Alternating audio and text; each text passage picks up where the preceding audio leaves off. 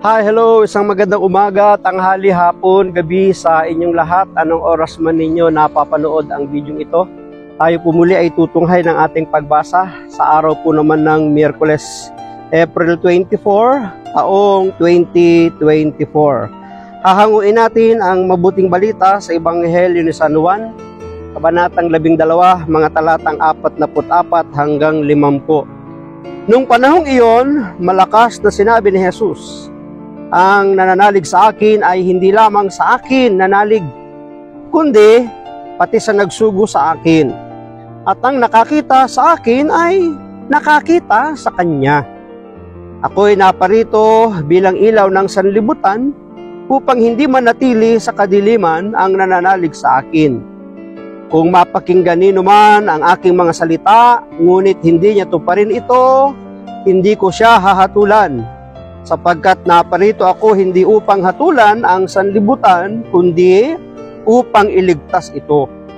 May hahatol sa sinumang magtakwil sa akin at hindi tumanggap sa aking mga salita. Ang salitang ipinahayag ko ang hahatol sa kanya sa huling araw, sapagkat hindi ako nagsalita sa ganang sarili ko lamang, kundi ang amang nagsugo sa akin ang siyang nagutos kung ano ang aking sasabihin at ipahahayag. At alam kong ang kanyang utos ay nagbibigay ng buhay na walang hanggan. Kaya't ang ipinasasabi ng Ama ang siya kong sinasabi." Pagpalain ng Diyos ang pagkabasa ng kanyang mabuting balita. Ang refleksyon or pagsasadiwa ay hahanguin po natin sa Aklat ng Simbahay taong 2024. Ako'y naparito bilang ilaw ng sanlibutan, upang hindi manatili sa kadiliman ang nananalig sa akin. Ito po hindi literal na siya yung magliliwanag na katulad ng sikat ng araw, kundi siya ay magliliwanag sa puso at isipan, prinsipyo, paniniwala ng isang tao. At ang kanyang pagdating sa mundong ito ay yun ang kanyang misyon, na ang mga tao ay liwanagan sa kanilang mga saradong isipan, nadirimlang isipan, mga prinsipyo at paniniwalang nadirimlan, na sila ay bibigyan ng kaliwanagan ng ating Panginoon. May sinasabi pa nga siya na kung meron mang hindi tumanggap at kumilala sa Kanya, hindi niya hahatulan, sapagkat ang pagdating niya sa mundo ay upang iligtas ang sangkatauhan, hindi upang hatulan. Ngunit binabanggit niya rin na ang hahatol sa mga taong hindi tatanggap, maniniwala at kikilala sa Kanya ay yung mga salita niyang ipinahayag sa kanila, sapagkat ito'y hindi galing sa Kanya, kundi galing sa Kanyang Ama.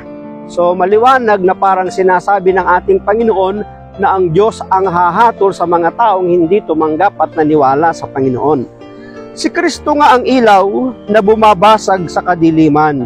Ngunit ang ilaw na Kanyang iniaalok ay hindi automatikong gumagana ng walang pagnanais ng taong inaalok niya ng kaliwanagan at kaligtasan. Totoo yun eh.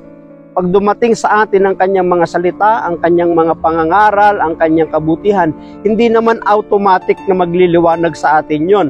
Malibang tanggapin natin, kilalanin natin, buksan ang ating puso at isipan, paniwalaan sa Jesus, saka lamang magniningning ang liwanag na taglay ni Jesus para sa ating mga buhay.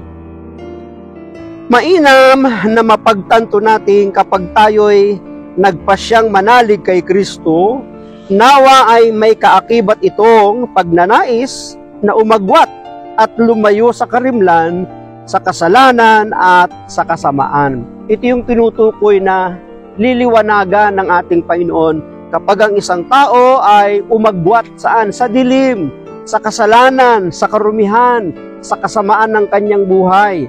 Sapagkat si Jesus ang siyang magliliwanag sa atin, ang magtuturo ng gabay, daan patnubay, para tayo makalakad sa landas ng liwanag ng buhay. Maraming salamat at pagpalain tayo ng ating Panginoon. Ang akin lang palaging sambit, I love you with the love of the Lord. Bye-bye and bye-bye.